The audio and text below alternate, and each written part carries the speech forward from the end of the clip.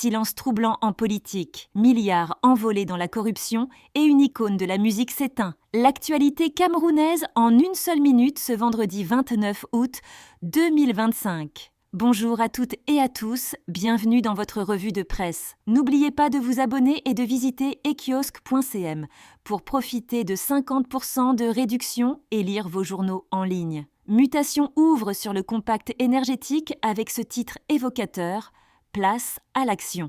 Le gouvernement a validé une nouvelle stratégie nationale de développement du secteur électrique, ouvrant la voie à des financements internationaux et à une industrialisation accrue. Le Messager s'interroge. Les appels alimentaires ? En réponse au débat autour de l'engagement de Paul Biya pour un 8e mandat. Il met aussi en garde contre les contribuables insolvables, gare aux insolvables. Econews. Le journal économique met l'accent sur la diplomatie du développement avec la visite du MINFI à Maroua. Un exemple de gouvernance par l'économie. Le Jour, hommage appuyé à Ange et Bogo Emeran, le rossignol s'est tu. Le journal relève aussi que plus de 12,520 et 1 milliard de francs CFA ont été versés par les élèves via les paiements numérisés 2024-2025.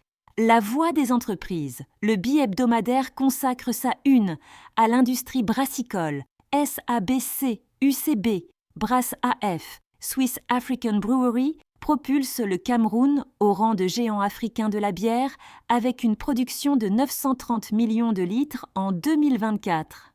L'économie, le quotidien économique alerte sur les retards des travaux de réhabilitation des aéroports de Bertoua, Kribi et Tico. On y retrouve aussi le classement des 5 secteurs les plus corrompus en 2024. Alpha Eco. Le quotidien économique titre sur la lutte anticorruption.